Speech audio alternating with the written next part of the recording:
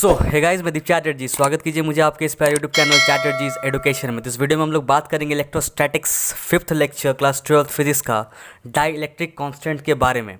Die electric constant जो कि हम लोग प्रीवियस वीडियोज़ में देखे थे कि एफ इक्वल्स टू क्या होता है के Q1 Q2 upon R square.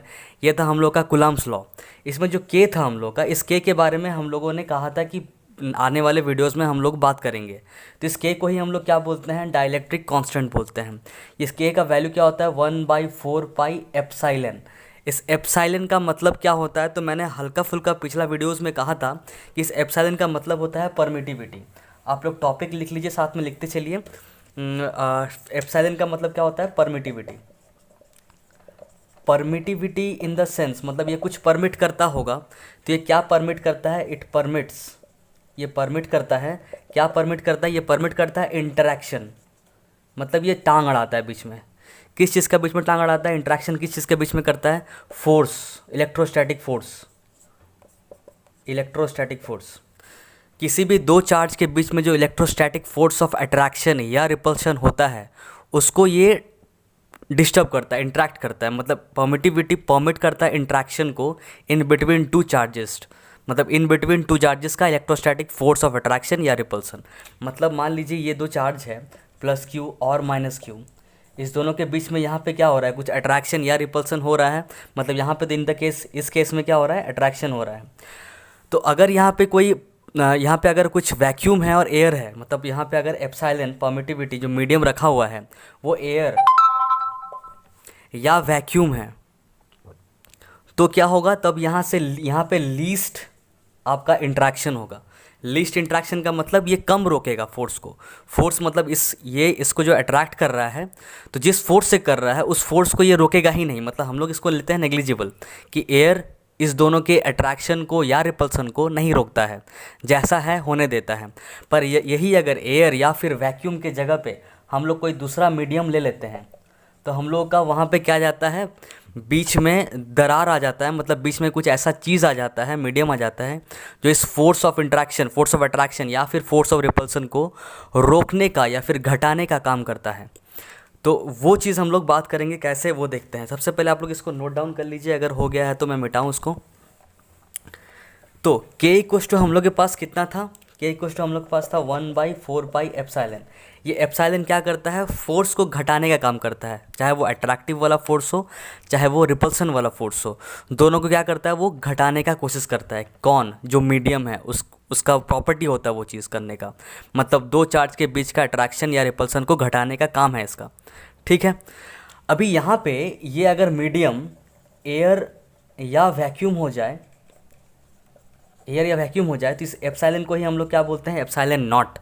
Epsilon not का वैल्यू कितना होता है, 8.854 इंटू 10⁻⁻12। इसका आप लोग यूनिट निकाल सकते हैं। चलिए यूनिट निकाल के देखते हैं हम लोग। एफ इक्वल्स टू था के Q1 Q2 upon R square. तो इस के का हम लोग यूनिट निकाले थे कितना, न्यूटन मीटर स्क्वायर पर कूलम स्क्वायर। तो इसका अगर न्यूटन मीटर स्क्वायर पर कूलम स्क्वायर है, तो इसका कितना हो जाएगा, ठीक इसी का रेसिप्रोकल, मतलब कूलम स्क्वायर पर न्यूटन मीटर स्क्वायर। ठीक है। तो इसका पता चल गया हम लोग को कि अगर मीडियम एयर या वैक्यूम रहे तो एप्सिलॉन को ही एप्सिलॉन नॉट बोलते हैं, और उसका वैल्यू ये होता है। अगर यहाँ पे कोई मीडियम रहे, मान लीजिए दो प्लस क्यू है, एक माइनस क्यू है, दोनों के बीच में कुछ मीडियम है, मतलब ये मीडियम मान लीजिए कुछ लिक्विड है, यहाँ पे दूसरा लिक्विड, तो हम लोग यहाँ पे के का वैल्यू 1/4 पाई एप्सिलॉन लिखेंगे नहीं, क्या लिखेंगे, एप्सिलॉन एम। एप्सिलॉन एम का मतलब होता है एप्सिलॉन मीडियम। अब हम लोगों को या तो क्वेश्चन में दिया रहेगा कि उस लिक्विड का परमिटिविटी कितना है, परमिटिविटी ऑफ दैट मीडियम, पर जनरली नहीं दिया रहता है। एक और चीज़ दिया रहता है जिसको हम लोग बोलते हैं रिलेटिव परमिटिविटी। तो अब इस चीज़ को निकालने के लिए हम लोग एक चीज़ का सहारा लेते हैं जिसको हम लोग बोलते हैं रिलेटिव परमिटिविटी। अब देखते हैं रिलेटिव परमिटिविटी क्या होता है। तो आप लोग साथ में नोट डाउन करते चलिएगा। रिलेटिव परमिटिविटी हम लोग बात करते हैं, रिलेटिव परमिटिविटी का, रिलेटिव परमिटिविटी, इसको हम लोग डिनोट करते हैं ई आर, एप्सिलॉन आर से। और एप्सिलॉन आर क्या होता है, एप्सिलॉन आर होता है permittivity of any medium with respect to permittivity of air या वैक्यूम। तो हम लोग यहाँ से ई एम मतलब एप्सिलॉन एम क्या निकाल लेते हैं, एप्सिलॉन ई आर मतलब relative permittivity into E naught. मतलब अब से क्या रहेगा, अब से क्वेश्चन में आपको ई एम मतलब परमिटिविटी ऑफ दैट मीडियम नहीं दिया रहेगा, उस मीडियम का रिलेटिव परमिटिविटी दिया रहेगा। मान लीजिए क्वेश्चन कुछ इस तरह से आ रहा है कि दो फोर्सेस है, आप इसको नोट डाउन कर लीजिए पहले। यहाँ से हम लोग का ये चीज़ आ गया। तो अब हम लोग जब k को लिखेंगे 1/4πε m, तो हम लोग के पास क्वेश्चन में गिवन ये नहीं रहेगा ई एम मतलब एप्सिलॉन एम नहीं गिवन रहेगा, हम लोग गिवन रहेगा एप्सिलॉन आर। तो हम लोग बोल सकते हैं क्या 1/4π एप्सिलॉन एम की जगह पे हम लोग लिख सकते हैं एप्सिलॉन आर और एप्सिलॉन नॉट। तो देखिए 1/4π एप्सिलॉन नॉट, 1/4π एप्सिलॉन नॉट, ये तो पहले वाला ही k था, बाद में बस क्या हो गया ई आर हो गया। मतलब अगर ई आर मतलब एप्सिलॉन आर आपको दिया हुआ है तो बस आपको क्या करना है, आपको करना है 9 × 10⁻⁹, क्योंकि इसका वैल्यू ये होता है, और जो भी एप्सिलॉन आर आपको दिया हुआ है वो, दैट्स इट। छोटा सा एग्जांपल देखते हैं, उसके बाद हम लोग और डिटेल्स में जाएंगे इसका। उससे पहले आप लोग नोट डाउन कर लीजिएगा इसको। हो गया क्या? ओके। देखिए इस चीज़ को कैसे यूज़ किया जाएगा वो देखते हैं हम लोग। मान लीजिए दो चार्ज दे दिया है कि प्लस क्यू है यहाँ पे और यहाँ पे माइनस क्यू है। दोनों के बीच में डिस्टेंस कितना है? आर है, और दोनों एक लिक्विड से सेपरेटेड है, एक लिक्विड से सेपरेटेड है, जिस लिक्विड का एप्सिलॉन आर मतलब रिलेटिव परमिटिविटी मान लीजिए दिया हुआ है 10। तो हमको निकालना है फोर्स कितना होगा बताइए, मतलब फोर्स कितना चेंज होगा। तो पहले फोर्स चेंज होगा मतलब यहाँ पे अगर एयर था, एयर की जगह अभी लिक्विड डाल दी जिसका एप्सिलॉन आर 10 है, तो कितना फोर्स में चेंज आएगा। तो पहले फोर्स कितना था? पहले था k q1 q2 upon R square, कोई दिक्कत नहीं है, ये क्वेश्चन 1। बाद में फोर्स कुछ चेंज हुआ है, एफ डैश हो गया, क्यों? क्योंकि k भी चेंज हो गया, k डैश हो गया, और q1 q2 bye are square बाकी सब तो सेम रहा है, बस खाली क्या चेंज हुआ है? डाइलेक्ट्रिक कांस्टेंट चेंज हुआ है। अभी k डैश कितना होगा वो हम लोग साइड से निकाल लेते हैं। तो k डैश इक्वल्स टू 1/4π, और इस लिक्विड का परमिटिविटी ई एल लिख देते हैं, या फिर ई मीडियम जो बोलिएगा आप, ई मीडियम ही लिखते हैं क्योंकि ये मीडियम है।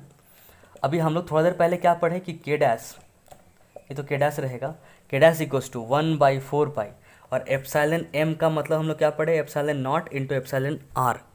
तो यहाँ पर हम लोग पुट करेंगे उसका value epsilon naught epsilon R. तो 1/4π एप्सिलॉन नॉट फिर से क्या है? k ही है, क्योंकि k का वैल्यू क्या होता है?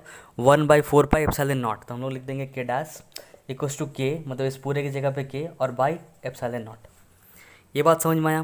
तो यहाँ पे हम लोग सेम चीज़ पुट करेंगे कि एफ डैश जो है इक्वल्स टू है किसके? k डैश की जगह पे हम लोग पुट करेंगे k बाई एप्सिलॉन नॉट। तो हो जाएगा k, sorry k by epsilon not नहीं, यहाँ पे ई आर होगा, इसके जगह पे हम लोग k पुट किए और यहाँ पे एप्सिलॉन आर। तो हम लोग पुट करेंगे k डैश की जगह पे k बाई एप्सिलॉन आर और q1 q2 by R square. और अगर ध्यान से देखिएगा तो k q1 q2 by R square क्या है? f है कि नहीं? तो हम लोग लिख सकते हैं इससे क्या कि f डैश जो आया ये f बाई एप्सिलॉन आर आया। मगर एक चीज़ यहाँ से क्या पता चल रहा है कि अगर एप्सिलॉन आर को बढ़ाया जाए तो फोर्स घट जाएगा, और इसको अगर घटाया जाए तो फोर्स बढ़ जाएगा। एक चीज़ और पता चल रहा है, यहाँ से देख सकते हैं आप लोग कि क्वेश्चन में अगर ये दिया रहा है कि ये कुछ q है चार्ज, ये भी कोई q है चार्ज, दोनों के बीच में r है कोई डिस्टेंस, और एक लिक्विड डाला गया एप्सिलॉन r जिसका कुछ 10 है 20 है कुछ भी है, तो फोर्स कितना चेंज होगा? तो बस खाली कितना हो जाएगा? जितना फोर्स पहले था उसका 1/एप्सिलॉन r टाइम्स हो जाएगा, बस दैट्स इट। तो इस फॉर्मूला को अगर याद रखेंगे तो इतना कुछ करने का हम लोग को ज़रूरत नहीं पड़ेगा। तो हम लोग इससे क्या क्या कंक्लूड किए वो देखिए। ये क्वेश्चन समझ में आ गया होगा तो आप लोग इसको नोट डाउन कर लीजिएगा अच्छा से। और हम लोग क्या क्या करेंगे, मतलब इससे क्या क्या कंक्लूड किए? हम लोग कंक्लूड किए अगर वैक्यूम है तो उसका जो परमिटिविटी होगा वो सबसे कम होगा अगर किसी मीडियम है उससे। मतलब अगर वैक्यूम है या फिर एयर है तो वो कम इंटरेक्ट करेगा, या फिर मतलब हम बोल सकते हैं कि जो अट्रैक्शन या रिपल्सन वाला फोर्स है वो कम रहेगा, मतलब उसको कम रोकेगा ये चीज़ जब एयर और वैक्यूम रहे तो। उसके बाद एयर और वैक्यूम के अलावा कोई भी मीडियम अगर होगा तो वो ज़्यादा रोकने का कोशिश करेगा, मतलब फोर्स को वो घटा देगा। मतलब फोर्स मैक्सिमम कब होगा? जब ये चीज़ रहेगा, मतलब एफ नॉट मैक्सिमम होगा, सबसे ज़्यादा होगा कब? जब एयर या वैक्यूम रहे। कुछ और मीडियम रहे तो फोर्स उससे कम हो जाएगा। तो ये दो चीज़ हम लोग यहाँ से कंक्लूड कर लिए कि अगर कोई मीडियम है एयर और वैक्यूम के अलावा तो उसमें परमिटिविटी ज़्यादा होगा। परमिटिविटी ज़्यादा होगा मतलब वो ज़्यादा रोकेगा फोर्स को, ज़्यादा फोर्स को रोकेगा तो फोर्स घट जाएगा, तो इसलिए फोर्स देखिए घट गया, कम हो गया। सबसे कम परमिटिविटी मतलब सबसे कम रोकने वाला ताकत किस में है, एयर या वैक्यूम में। तो सबसे कम रोकेगा तो फोर्स आराम से अट्रैक्ट या रिपल्सन हो पाएगा, इसलिए फोर्स सबसे ज़्यादा कब होगा, जब एयर या वैक्यूम हो। बस इतना सिर्फ इतना सा चीज़ था। अभी इसका आप क्वेश्चन बना सकते हैं इस तरह का, बस इतना ही था इसका कॉन्सेप्ट डाइलेक्ट्रिक कांस्टेंट का। हम लोग एक क्वेश्चन कर लेते हैं इसके रिलेटेड, उसके बाद हम लोग मूव करेंगे हम लोग के नेक्स्ट टॉपिक जो कि है इलेक्ट्रिक फील्ड। चलिए एक क्वेश्चन देख लेते हैं उससे पहले।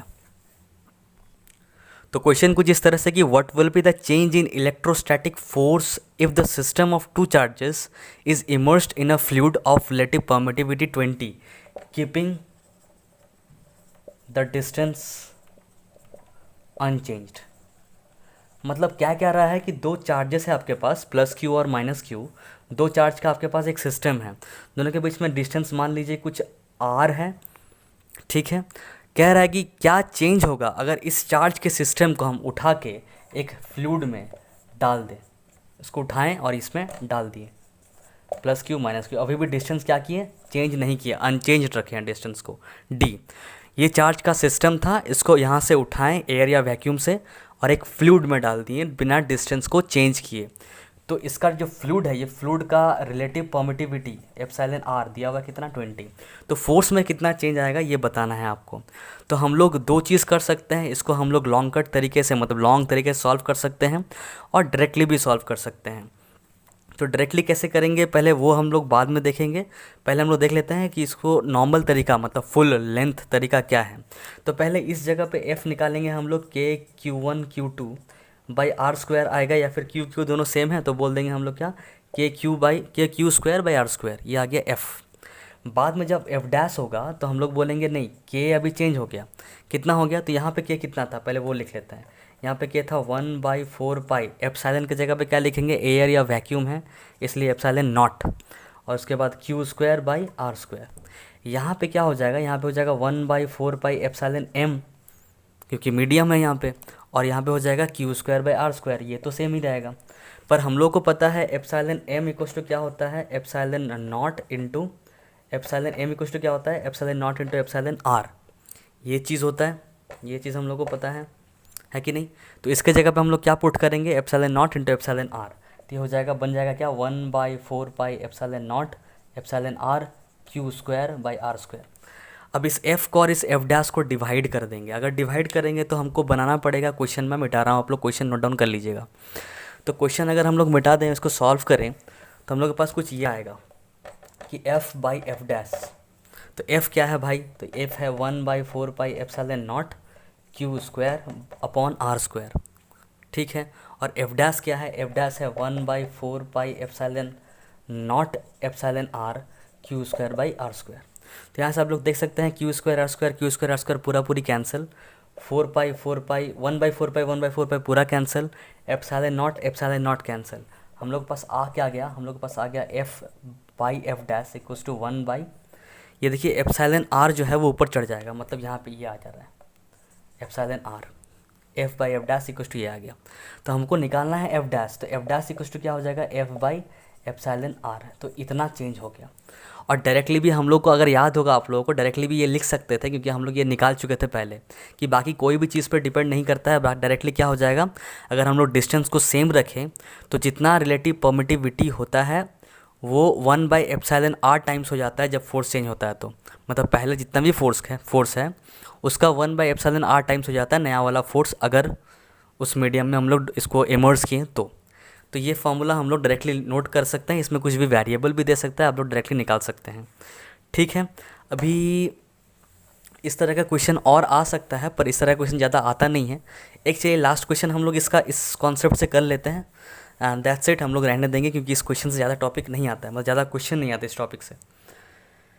इसका लास्ट क्वेश्चन है, अब इस क्वेश्चन में कह रहा है कि what will happen to the force if two charge system is immersed in a liquid of epsilon r, मतलब relative permittivity 100, changing the distance to half. मतलब क्या हो रहा है कि प्लस क्यू था और यहाँ पे कुछ भी था, प्लस क्यू ही मान लीजिए या फिर माइनस क्यू, जो भी मानना है मानिए, इसके बीच में जो भी डिस्टेंस था d, यहाँ पे f कितना था हम लोग का 1/4 पाई एप्सिलॉन नॉट, क्योंकि इनिशियल कंडीशन हम लोग हमेशा एयर या वैक्यूम लेते हैं और यहाँ पे हो जाएगा Q²/R²। यहाँ पे Q1 Q2 भी हो सकता है, उससे कोई दिक्कत नहीं है। ये हो गया हम लोग का इक्वेशन 1। जब इक्वेशन 2 हुआ तो क्या हुआ इसके साथ कहानी कि प्लस क्यू था और प्लस क्यू यहाँ पे आ गया और दोनों के बीच में डिस्टेंस क्या हो गया, डिस्टेंस को भी हाफ कर दिया गया, मतलब ये d/2 हो गया। और यहाँ पे एप्सिलॉन r कितना बन गया 100। तो हम लोग क्या कर देंगे इसमें, हम लोग कर देंगे f' = 1/4 पाई एप्सिलॉन m लिखेंगे यहाँ पे, और फिर एप्सिलॉन m के जगह पे हम लोग क्या पुट कर देंगे, एप्सिलॉन नॉट एप्सिलॉन r। और फिर Q² तो रहेगा ही, और बाई R² मतलब यहाँ पे जैसे D² था, सॉरी यहाँ पे जैसे D² था, यहाँ पे हो जाएगा d/2 का होल स्क्वायर, मतलब D² तो रहेगा और बाई 2 का होल स्क्वायर मतलब 4 ऊपर चला जाएगा, तो ये वाला चीज़ आ जाएगा यहाँ पे। अब यहाँ से आप लोग देख सकते हैं कि f' = ये 1/4 पाई एप्सिलॉन नॉट यहाँ से, और Q² D² मतलब इतना पार्ट। इस जितना भी हम लोग इसको इनसर्कल किए हैं उसके जगह पे हम लोग डायरेक्टली f लिख सकते हैं। तो f तो लिख दिए, क्या क्या बचा एक्स्ट्रा, एक 4 बचा जो कि ऊपर है और एक एप्सिलॉन r बचा जो कि नीचे है। ठीक है, एक 4 बचा जो कि ऊपर है, एक एप्सिलॉन r बचा जो नीचे है। That's it. तो 4f रहेगा और एप्सिलॉन r कितना है, तो 100 है। तो यहाँ से अगर काटेंगे हम लोग इसको तो ये जगह 25 टाइम्स में, तो f' = कितना आ जा रहा है, f/25, मतलब 1/25 टाइम्स हो जा रहा है। That's it. तो ये आंसर हो गया हम लोग का, 1/25 टाइम हो जा रहा है। अगर डिस्टेंस को भी हाफ कर दिए और एक ऐसा लिक्विड में इमर्स कर दिए जिसका रिलेटिव परमिटिविटी 100 है, देन दैट्स इट। मिलते हैं हम लोग नेक्स्ट वीडियो में विद इलेक्ट्रिक फील्ड का full concept, electric field, vector form of electric field, उसका डेरिवेशन, सब कुछ इलेक्ट्रिक फील्ड के बारे में। ये वीडियो था dedicatedly for dielectric constant. Thank you.